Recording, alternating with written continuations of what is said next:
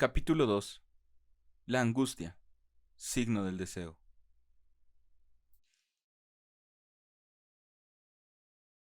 En el momento de llevar un poco más adelante mi discurso sobre la angustia,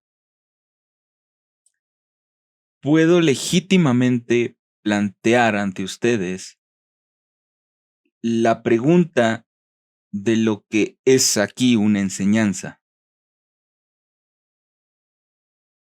Dado que en esta sala somos, en principio, digamos que la mayoría, analistas, y que la experiencia analítica es supuestamente mi referencia esencial cuando me dirijo a la audiencia que ustedes conforman, la idea que podemos hacernos de la enseñanza debe acusar ciertamente algún efecto del hecho de que el analista, no podemos olvidarlo, es, por así decir, un interpretante. El analista juega, en efecto, con ese tiempo tan esencial que ya he destacado para ustedes en varias ocasiones. A partir de diversos sujetos del verbo, él no sabía, yo no sabía. Así pues, dejaremos indeterminado este sujeto, concentrándolo en un no se sabía. Respecto a este no se sabía, se supone que el analista sabe algo. ¿Por qué no admitir incluso que sabe un montón? Pero lo que sabe, ¿puede enseñarlo? ¿No es esta la cuestión? O al menos sería prematura. Hasta cierto punto, la sola existencia de un lugar como este y del papel que en él desempeño desde hace cierto tiempo es una forma de dirimir la cuestión. Bien o mal, pero de dirimirla. No. La cuestión es lo que sabe. ¿Qué es enseñarlo?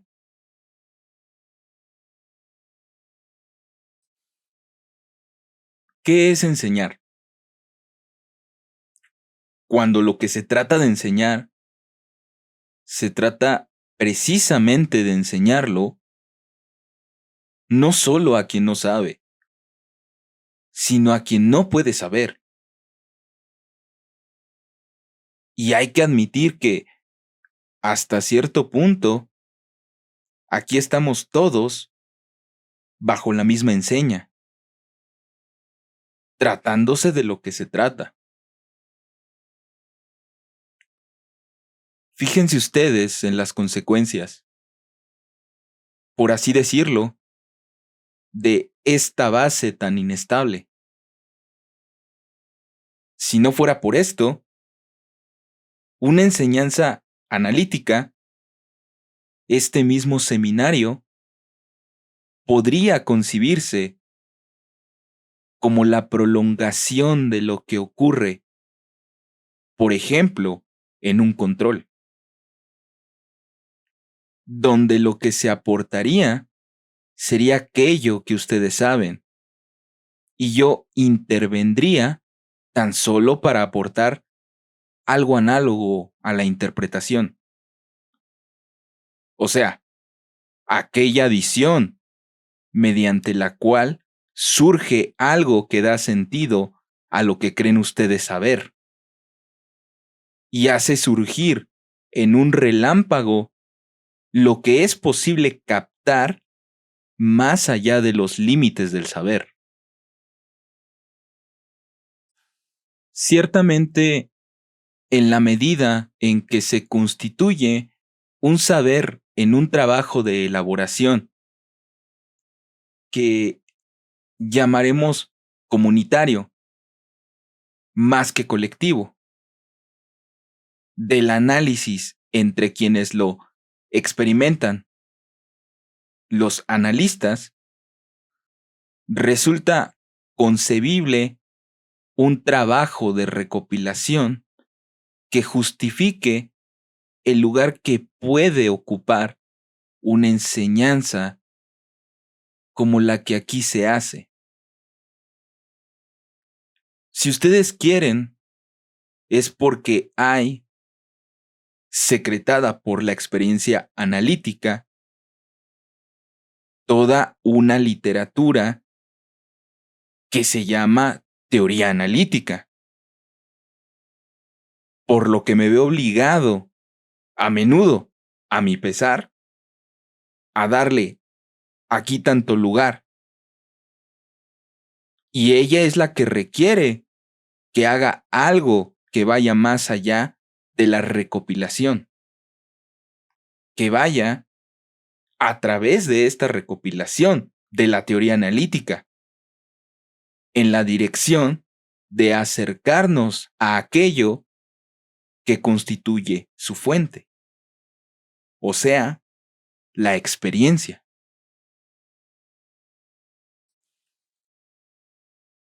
Aquí se presenta una ambigüedad, que no se debe tan solo a que aquí se mezclan con nosotros algunos no analistas. Esto no supone grandes inconvenientes, puesto que también los analistas llegan aquí con posiciones, posturas, expectativas que no son forzosamente analíticas. Están ya suficientemente condicionados por el hecho de que en la teoría que se hace en el análisis se introducen en una cantidad mucho mayor de lo que parece a primera vista. Referencias de toda clase que se pueden calificar de extraanalíticas, psicologizantes, por ejemplo. Por el solo hecho de ocuparme de esta materia, materia de mi audiencia, materia de mi objeto de enseñanza, me veré llevado a referirme a esta experiencia común, gracias a la cual se establece toda comunicación enseñante.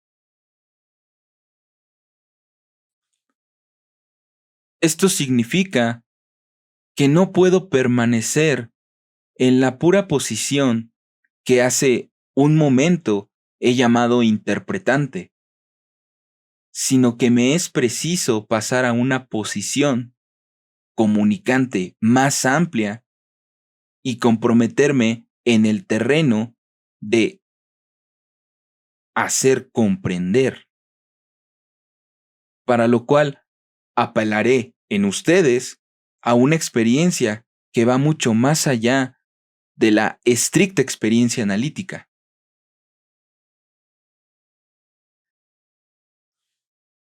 Es importante recordar esto, porque el hacer comprender es verdaderamente, desde siempre, el escollo en psicología, en el sentido más amplio. No es tanto que se deba poner el acento en el tema que, en cierto momento, pareció la gran originalidad de una obra como la de Blondel sobre la conciencia mórbida. A saber, hay límites de la comprensión. No nos imaginemos que comprendemos lo vivido auténtico o real de los enfermos. Pero no es la cuestión de este límite lo que nos importa. En el momento de hablarles de la angustia, esta es una de las cuestiones que dejamos en suspenso. En efecto, la cuestión es, antes bien, explicar a qué título podemos hablar de la angustia cuando subsumimos bajo esta misma rúbrica experiencias tan diversas como la angustia en la que podemos introducirnos a consecuencia de cierta meditación guiada por Kierkegaard, la angustia paranormal o incluso francamente patológica que puede apoderarse de nosotros como sujetos nosotros mismos de una experiencia más o menos psicopatológicamente situable. La angustia de la que nos ocupamos con nuestros neuróticos, material corriente de nuestra experiencia, y también la angustia que podemos describir y localizar en el origen de una experiencia más periférica para nosotros, la del perverso, por ejemplo, incluso la del psicótico. Si bien esta homología se encuentra justificada por un parentesco de estructura, solo puede estarlo a expensas de la comprensión original, que sin embargo aumentará necesariamente con el peligro de hacernos olvidar que dicha comprensión no es la de algo vivido, sino la de un resorte y de presumir excesivamente de que podemos asumir las experiencias a las que se refiere, en particular las del perverso y el psicótico. En esta perspectiva, es preferible advertir a quien quiera que fuese que no debe creer demasiado en aquello que puede comprender. Aquí es ciertamente donde adquieren su importancia los elementos significantes que introduzco para ustedes, desprovistos al máximo de contenido comprensible, tal como me esfuerzo por hacerlos aparecer mediante su notación en la relación estructural. Son el medio con el que trato de mantener el nivel necesario para que la comprensión no sea engañosa, a la vez que dejo localizables los términos diversamente significativos en los que nos adentramos. Esto debe subrayarse especialmente cuando se trata de un afecto, ya que no me he negado a este elemento de clasificación. La angustia es un afecto. Desde el punto de vista del enseñante, el abordaje de un tema como este se propone siguiendo distintas vías, que se podrían definir sumariamente, o sea, detallando su suma bajo 3 rúbricas. Hay, en primer lugar, la vía del catálogo, en lo concerniente al afecto. Consiste en agotar no solo lo que quiere decir,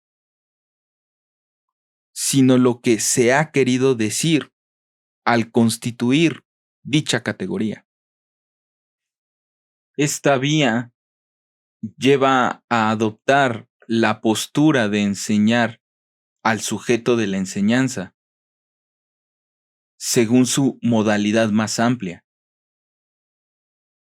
Y aquí nos permitiría conectar lo que se enseña en el interior del análisis con lo que se nos aporta desde afuera. ¿Por qué no? Nos han llegado aportes muy amplios y yo estoy muy lejos de negarme. Ya se lo he dicho, a insertar la angustia en el catálogo de los afectos, así como en las diversas teorías del afecto que se han producido. Para tomar las cosas en una especie de punto medio del corte, hay en Santo Tomás de Aquino, para llamarlo por su nombre, cosas buenísimas sobre una división del afecto, que él no inventó, entre lo concupiscible y lo irascible. La extensa discusión que precede de acuerdo con la fórmula del debate escolástico,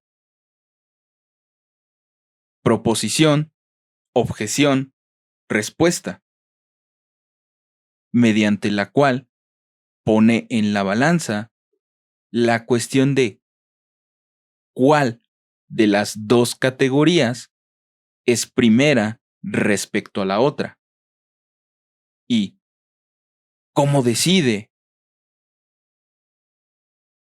y por qué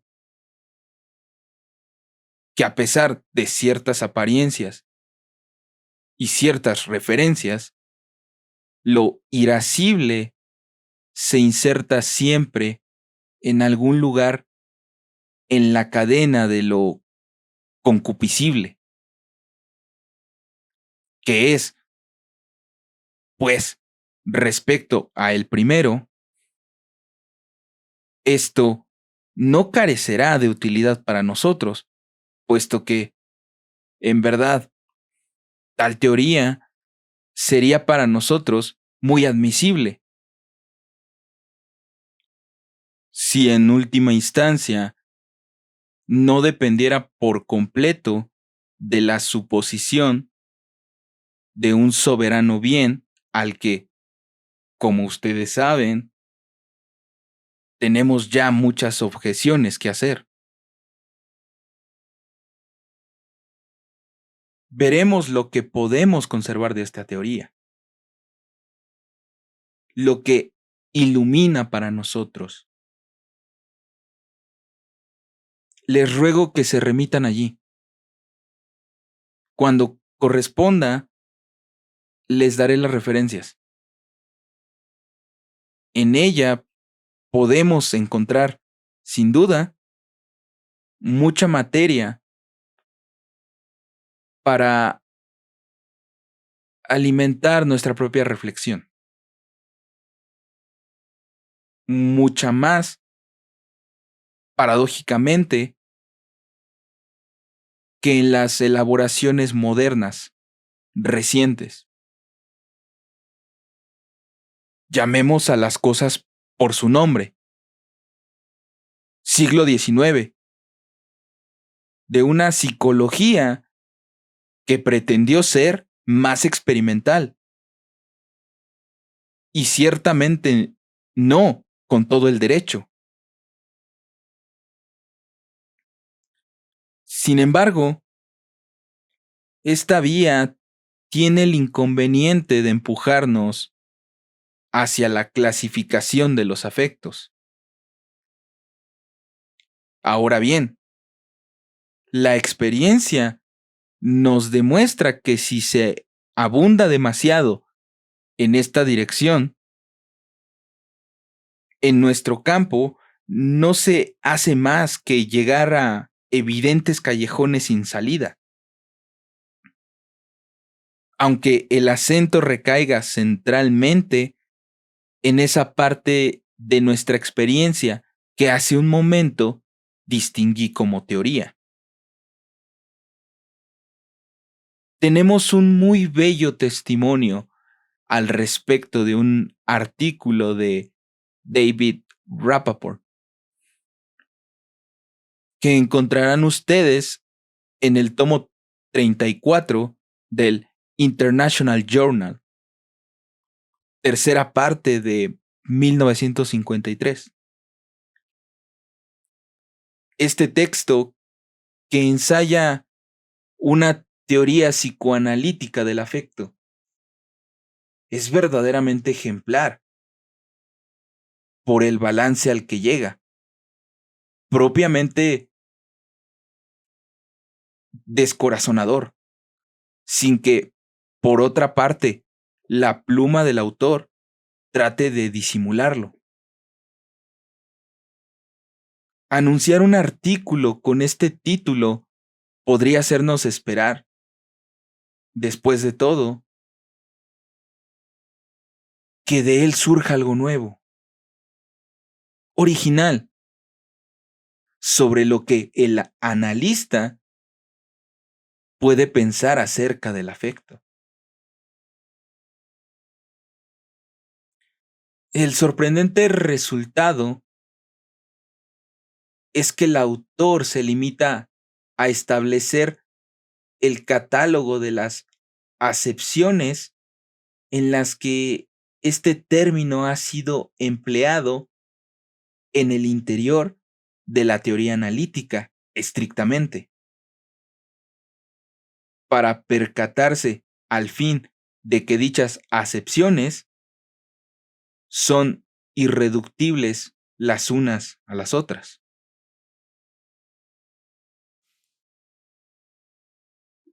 La primera es la del afecto concebido, sustancialmente como la descarga de la pulsión.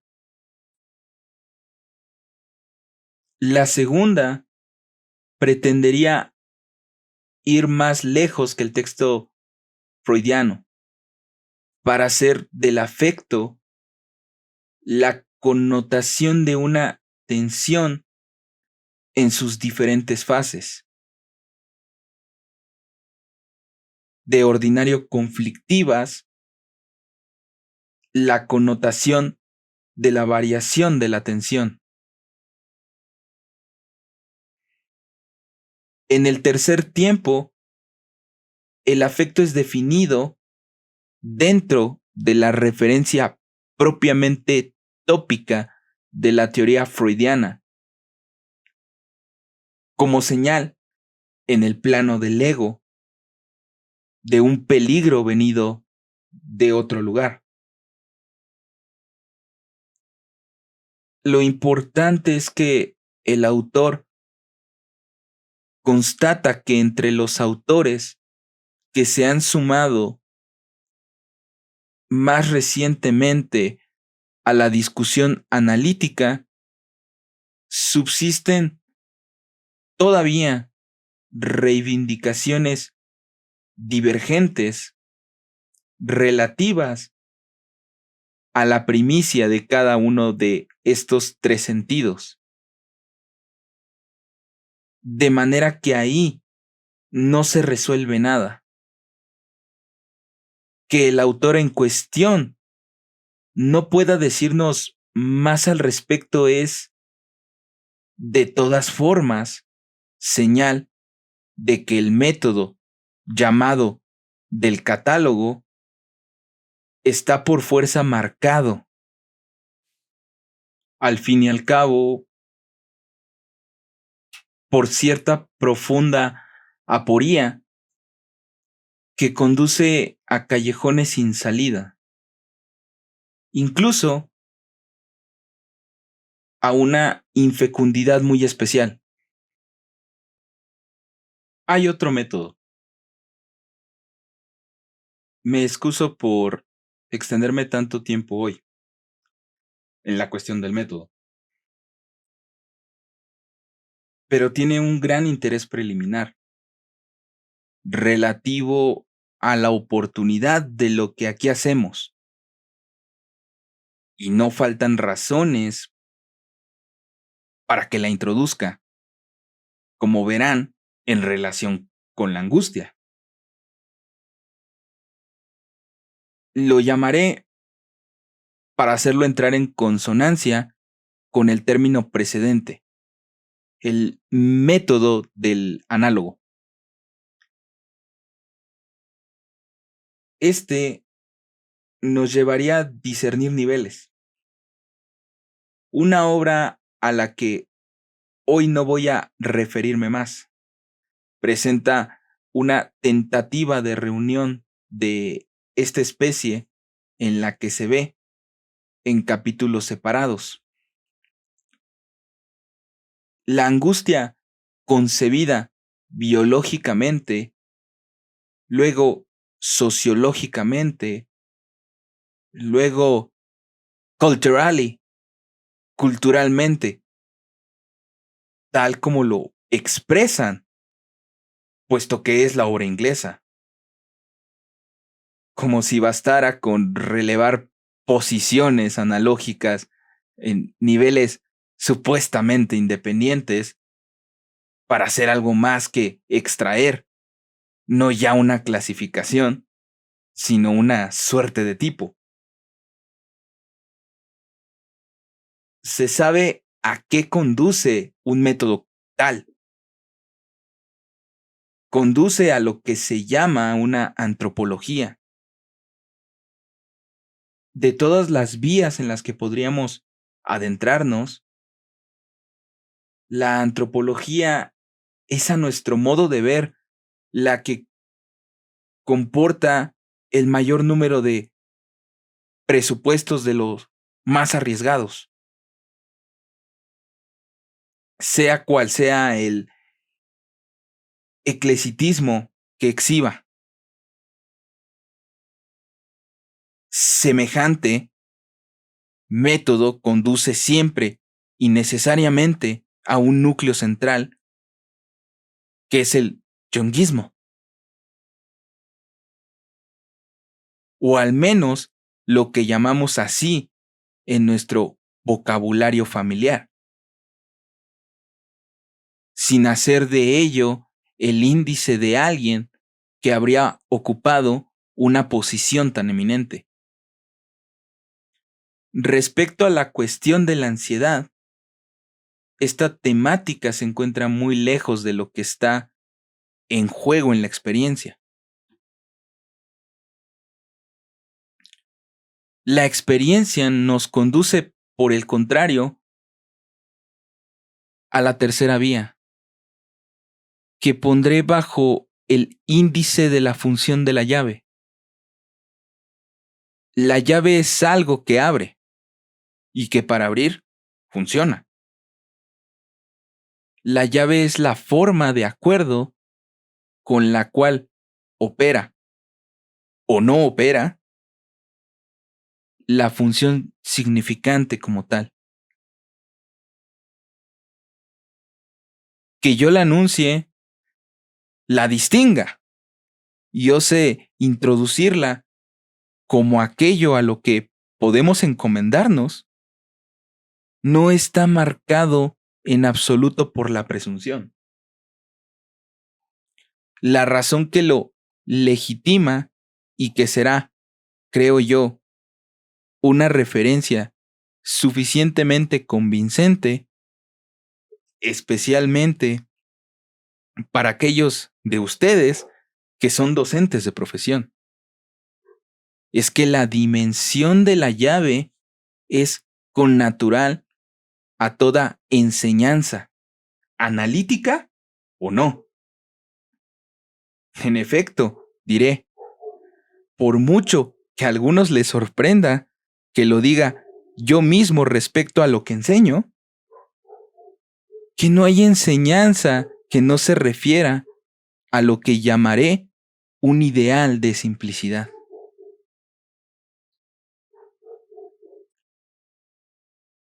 Procediendo por la vía de ir a los textos sobre el afecto, acabamos de ver que respecto a lo que pensamos nosotros, los analistas, no hay quien se aclare. Hay ahí algo profundamente insatisfactorio y que constituye una objeción suficiente. En efecto, es exigible, al título que sea, que satisfagamos cierto ideal de reducción simple. ¿Qué quiere decir esto? ¿Por qué? ¿Por qué desde el tiempo en que se hace ciencia, ya que estas reflexiones se apoyan en algo muy distinto y en campos mucho más vastos que el de nuestra experiencia, se exige la mayor simplicidad posible? ¿Por qué lo real sería simple? ¿Qué puede permitirnos suponerlo siquiera un instante? Pues bien, nada, salvo ese initium subjetivo que enfaticé aquí durante toda la primera parte de mi enseñanza del año pasado. O sea, que no hay aparición concebible de un sujeto en cuanto tal, sino a partir de la introducción primera de un significante y del significante más simple, el que se llama el rasgo unario. El rasgo unario está antes que el sujeto. En el principio era el verbo significa. En el principio es el rasgo unario. Todo lo que es enseñable debe conservar el estigma de este initium ultrasimple. Es lo único capaz de justificar para nosotros el ideal de simplicidad. Simplex, singularidad del rasgo. Eso es lo que nosotros hacemos encontrar en lo real, lo quiera lo real o no. Una cosa es segura, que entra y que ya ha entrado ahí antes de nosotros. Por esa vía, todos esos sujetos que dialogan desde hace ciertamente algunos siglos, tienen que arreglárselas como pueden con esta condición, que precisamente entre ellos y lo real está el campo del significante, porque ya fue con este aparato del rasgo unario como se constituyeron como sujetos. ¿Cómo iba a sorprendernos reencontrar su marca en lo que es nuestro campo si nuestro campo es el del sujeto? A veces en el análisis hay algo que es anterior a todo lo que podemos elaborar o comprender. Lo llamaré la presencia del otro, con mayúscula. No hay autoanálisis, ni siquiera cuando se imagina que lo hay. El otro está allí,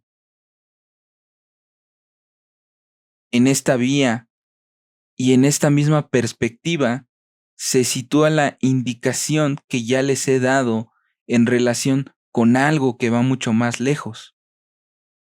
O sea, la angustia.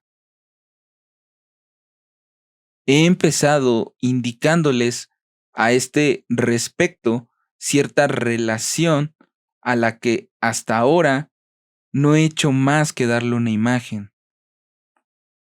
La última vez les recordé esta imagen con el dibujo evocado una vez más de mi presencia,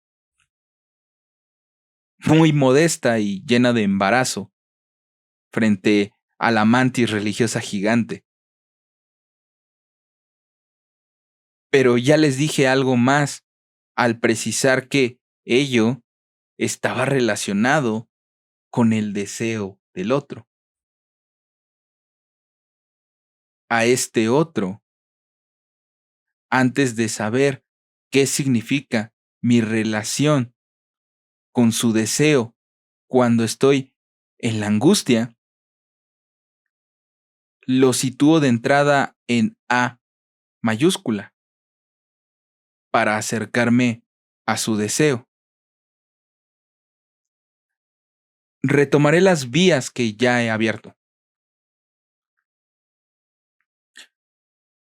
Les he dicho ya que el deseo del hombre es el deseo del otro.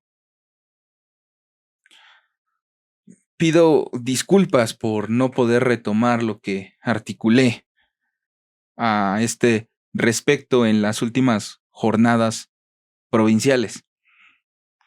Y por eso insisto en que este texto me llegue, por fin, intacto, para que pueda ser difundido. Se trataba del análisis gramatical de lo que quiere decir eso, el deseo del otro, y del sentido objetivo de este genitivo. Los que han estado hasta ahora en mi seminario tienen con todo los elementos suficientes para situarlo. Mencioné la última vez, al comienzo, un breve trabajo que me habrían remitido aquella misma mañana. Aquel artículo se refiere a la puesta en suspenso de lo que podemos llamar la razón dialéctica en el plano estructuralista, donde se sitúa Levi Strauss. Para aclarar este debate,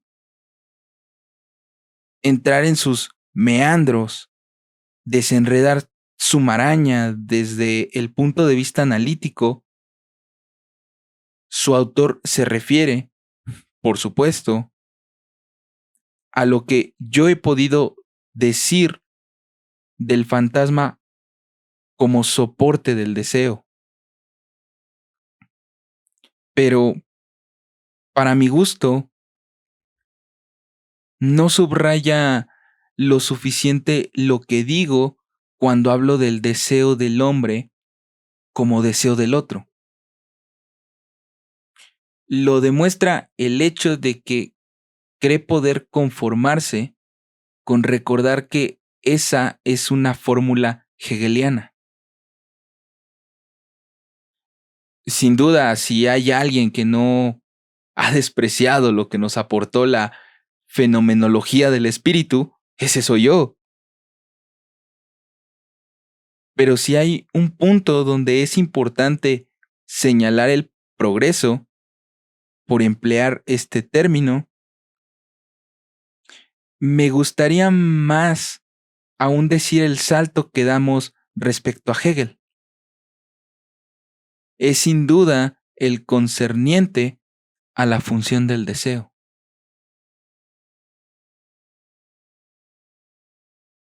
En vista del campo que tengo que cubrir este año, no puedo retomar con ustedes el texto hegeliano paso a paso, como lo hace ese artículo que espero sea publicado, porque pone de manifiesto un conocimiento del todo sensible de lo que dice Hegel a este respecto.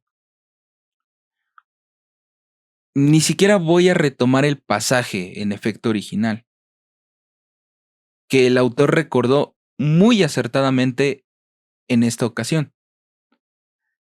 Pero dada la idea que el conjunto de mi auditorio ha podido hacerse de la referencia hegeliana, diré enseguida, para hacerles palpar de qué se trata, que en Hegel, en lo referente a la dependencia de mi deseo respecto del deseante, que es el otro,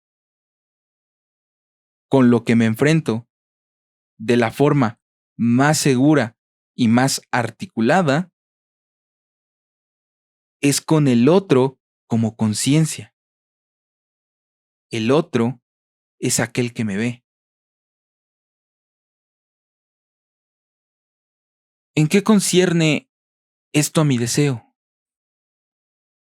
Ustedes ya lo entreven suficientemente y lo retomaré enseguida. De momento, planteo posiciones globales. En Hegel, el otro es aquel que me ve. Y esto da inicio a, por sí solo, la lucha de acuerdo con las bases con las que Hegel inaugura la fenomenología del espíritu, en el plano de lo que llama el puro prestigio. Y es en este plano donde mi deseo se ve concernido. Para Lacan, porque Lacan es analista, el otro está allí como inconsciencia constituida en cuanto tal. El otro concierne a mi deseo en la medida de lo que le falta. Es en el plano de lo que le falta sin que él lo sepa donde estoy concernido del modo que más se impone. Porque para mí no hay otra vía para encontrar lo que me falta en cuanto objeto de mi deseo. Por eso para mí no solo no hay acceso a mi deseo, sino tampoco sustentación posible de mi deseo que tenga referencia a un objeto, cualquiera que sea, salvo acoplándolo, anudándolo con esto, el que expresa la necesaria dependencia del sujeto respecto al otro en cuanto tal. Este otro es, por supuesto, el que a lo largo de los años creo haberlos entrenado para distinguirlos a cada momento del otro, mi semejante. Es el otro como lugar del significante. Es mi semejante entre otros, pero solo en tanto que es también el lugar donde se instituye como tal el otro de la diferencia singular del que les hablaba al principio.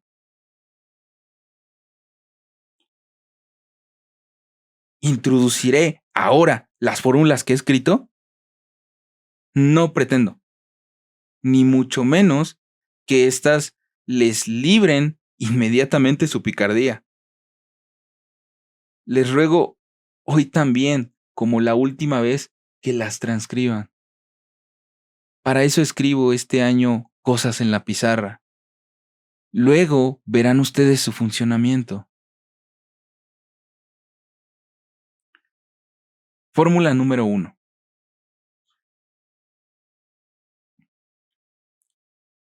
En el sentido hegeliano, el deseo de deseo es deseo de un deseo que responde a la llamada del sujeto. Es deseo de un deseante. A este deseante que es el otro, ¿para qué lo necesita el sujeto? Está indicado de la forma más articulada en Hegel que tiene necesidad del otro para que lo reconozca, para recibir de él el reconocimiento. ¿Qué significa esto? Que el otro instituirá algo designado por A, que es de lo que se trata en el plano de aquello que desea. Ahí está todo el obstáculo. Al exigir ser reconocido. Allí donde soy reconocido, no soy reconocido sino como objeto. Obtengo lo que deseo. Soy objeto y no puedo soportarme como objeto, puesto que dicho objeto que soy es en su esencia una conciencia, una Selbstvertrauen. No puedo soportarme reconocido en el mundo. El único modo de reconocimiento que puedo obtener. Es preciso, pues, a toda costa, decidir entre nuestras dos conciencias. Ya no hay más mediación que la de la violencia. Tal es la suerte del deseo en Hegel. Fórmula número 2. En el sentido lacaniano o analítico, el deseo de deseo es el deseo del otro de una forma mucho más abierta, por principio a una mediación. Al menos eso parece de entrada. Vean que la fórmula que pongo en la pizarra va bastante lejos en el sentido de que, contraria a lo que pueden esperar, en efecto, he escrito la relación del deseo del otro. Con la imagen soporte de este deseo, que no dudo en escribir.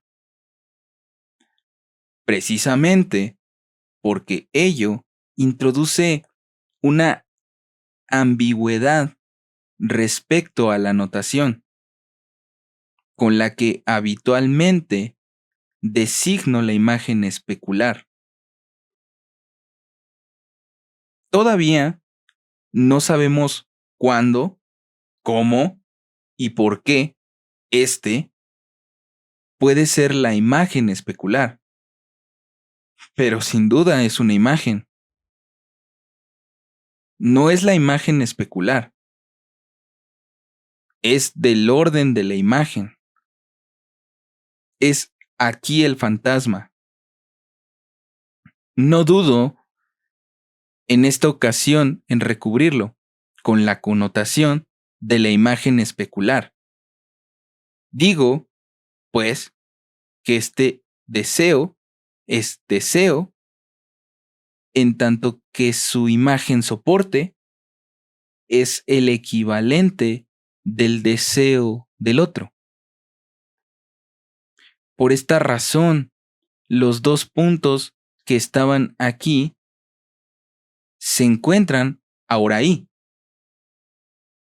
Este otro está connotado ahí como A tachado, porque es el otro en el punto donde se caracteriza como falta. Están las otras dos fórmulas. No hay más que dos, porque las que están englobadas en un corchete no son sino dos formas de escribir la misma. En un sentido. Luego, en el sentido palindrómico, no sé si hoy voy a tener tiempo de llegar a su traducción. Fórmula número 3 y fórmula número 4. Sepan desde ahora, sin embargo, que la primera está hecha para evidenciar que la angustia es lo que da la verdad de la fórmula hegeliana. Esta es, en efecto, parcial y falsa, incluso en falso. Ya les he indicado muchas veces la perversión resultante y llega muy lejos, hasta el dominio político. De todo este punto de partida de la fenomenología del espíritu, demasiado centrado en lo imaginario. Queda muy bien decir que la servidumbre del esclavo está preñada de todo el porvenir hasta el saber absoluto, pero políticamente significa que hasta el fin de los tiempos el esclavo seguirá siendo esclavo. De vez en cuando es preciso decir inconveniencias. Es Kierkegaard quien aporta la verdad de la fórmula hegeliana. La próxima vez comentaré, creo, lo que significa aquí la fórmula 3. La fórmula 4, vaya, ahora que lo pienso,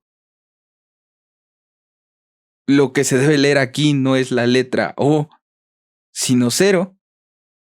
No es la verdad de Hegel, sino la verdad de la angustia, que por su parte solo se puede captar remitiéndose a la fórmula 2, que concierne al deseo en tanto que psicoanalítico. Antes de dejarlos hoy, quiero tan solo indicar algunas observaciones. Como ustedes ven, hay algo que aparece igual en la fórmula de Hegel y en la mía. Por paradójico que esto pueda parecer, el primer término es un objeto A. Es un objeto A el que desea. Si hay algo en común entre el concepto hegeliano del deseo y el que promuevo aquí ante ustedes, es esto. En un momento que es precisamente el punto de impacto inaceptable en el proceso de según Hegel, el sujeto, siendo este objeto, queda irremediablemente marcado por la finitud. Este objeto afectado por el deseo que les presento tiene ciertamente a este respecto algo en común con la teoría hegeliana, salvo que nuestro nivel analítico no exige la transparencia del self-etrao. Es una dificultad, sin duda, pero no es como para hacernos retroceder, ni para introducirnos en la lucha a muerte con el otro.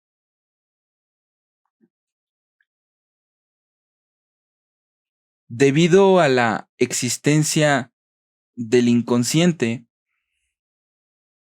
nosotros podemos ser ese objeto afectado por el deseo. Incluso es en tanto que marcada de este modo por la finitud que nuestra falta, la nuestra, como sujeto del inconsciente, puede ser deseo, deseo finito. En apariencia es indefinido, porque la falta, al participar siempre de cierto vacío, puede llenarse de distintas maneras, aunque sepamos muy bien, porque somos analistas, que no la llenamos de 100 maneras. Veremos por qué y cuáles son estas maneras. Desde esta perspectiva, la dimensión clásica, moralista, no tanto teológica, de la infinitud del deseo debe ciertamente ser reducida. En efecto, esta pseudoinfinitud no depende sino de una cosa que cierta parte de la teoría del significante felizmente nos permite imaginar. No es otra que la del número entero.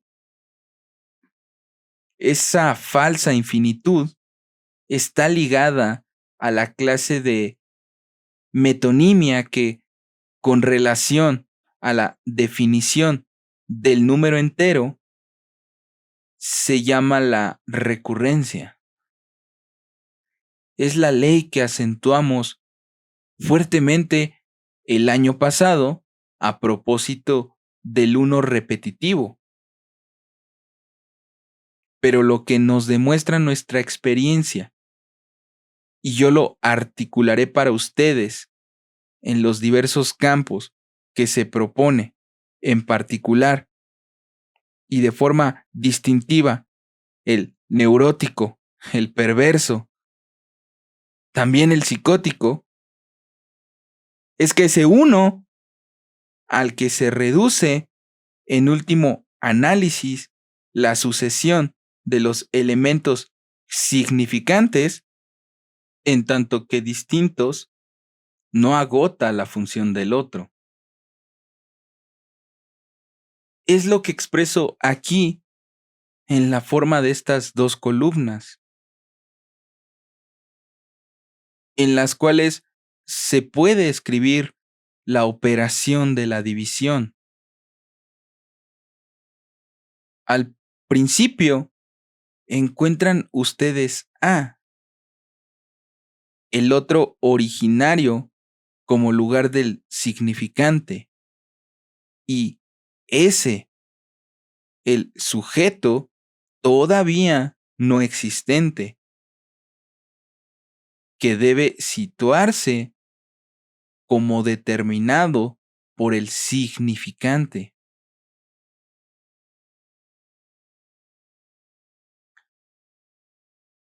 Con respecto al otro, el sujeto que depende de él se inscribe como un cociente,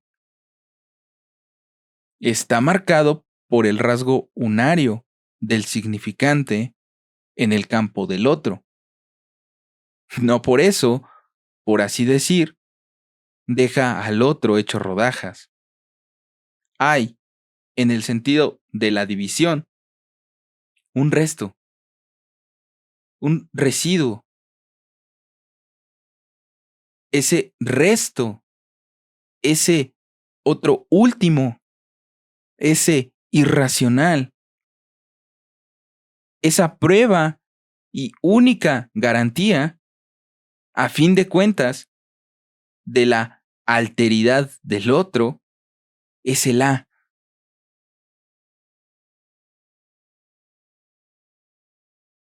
Por eso, los dos términos, el sujeto marcado por la barra del significante y el A minúscula, objeto, residuo de la puesta en condición, si puedo expresarme así, del otro, están del mismo lado. El lado objetivo de la barra. Están ambos del lado del otro, puesto que el fantasma, apoyo de mi deseo, está en su totalidad del lado del otro. Lo que ahora está de mi lado es lo que me constituye como inconsciente, a saber, el otro, en la medida en que yo no lo alcanzo. ¿Voy a llevarlos más lejos? No, porque me falta tiempo. Pero no quiero dejarlos en un punto tan cerrado en cuanto a la secuencia dialéctica que aquí se insertará. ¿Cuál es el próximo paso que ésta requiere? Como verán, tendré que explicarles lo que comprometo en el asunto, a saber, en la subsistencia del fantasma. Enseguida mostraré cuál es el sentido de lo que tendré que producir, recordándoles algo que les será de cierta utilidad para lo que, por Dios, más les interesa. No soy yo quien lo dice, es Freud. A saber, la experiencia del amor. El punto donde nos encontramos de la teoría del deseo en su relación con el otro les aporta a ustedes, en efecto, la clave de lo siguiente, que contrariamente a la esperanza que podría darles la perspectiva hegeliana, el modo de la conquista del otro no es aquel demasiado a menudo adoptado, desgraciadamente, por uno de los partenaires del te amo aunque tú no quieras. No crean que Hegel no advirtió esta consecuencia de su doctrina. Hay una notita preciosa donde indica que es por ahí por donde habría podido hacer pasar toda su dialéctica. También dice que si no tomó esa vía es porque no le pareció que fuese lo bastante seria. ¿Cuánta razón tiene? Experimenten esta fórmula. Ya me darán noticias sobre su éxito. Hay, sin embargo, otra fórmula que, si bien no demuestra mejor su eficacia, quizás sea tan solo porque no es articulable. Pero esto no significa que no esté articulada. Es yo te deseo, aunque no lo sepa. Allí donde consigue, por inarticulable que sea, hacerse oír. Esta, se lo aseguro, es irresistible. ¿Y por qué? No voy a dejarlos con la adivinanza. Supongamos que sea decible.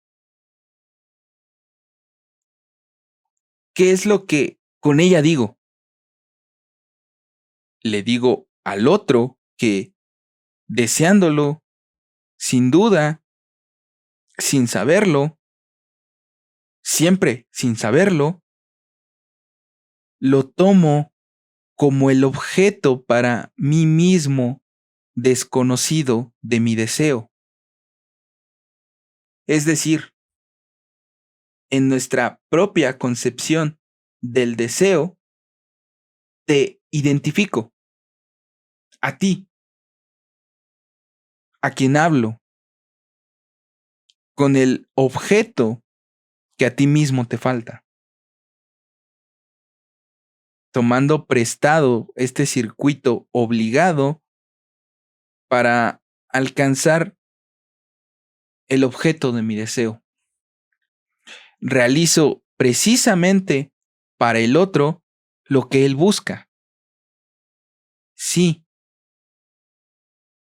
inconscientemente o no, tomo este desvío, el otro en cuanto tal, ¿a qué objeto?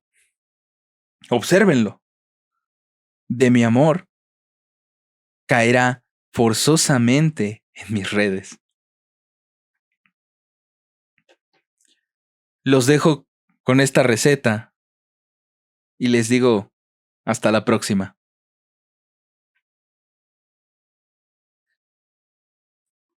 Este seminario se llevó a cabo el 21 de noviembre de 1962.